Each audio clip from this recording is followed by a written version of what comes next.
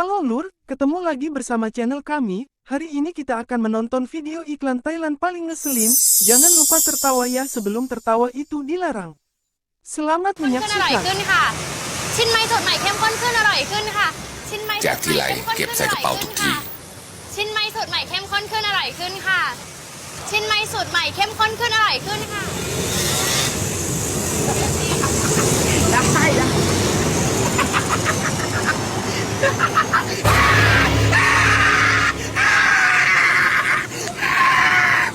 อยากให้ชิมทันทีต้องวิธีนี้กินไม้สูตรใหม่กรอบเข้มข้นอร่อย เข้มข้นขึ้นอร่อยขึ้นค่ะ ชิ้นไม้สดใหม่ค่ะ ชิ้นไม้สด แจกทีไรเก็บใส่กระเป๋าทุกที ชิ้นไม้สดใหม่ค่ะ ชิ้นไม้สดใหม่เข้มข้นขึ้นอร่อยขึ้นค่ะ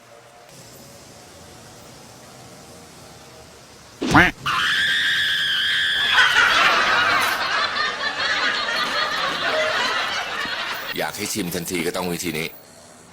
ชินไม้สูตรใหม่กรอบเข้มข้นอร่อยขึ้น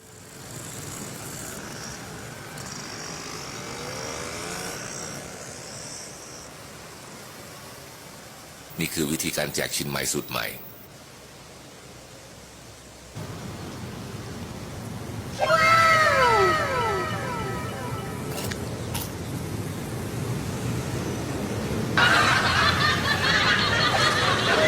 อยากให้ชิมทันทีต้องวิธีนี้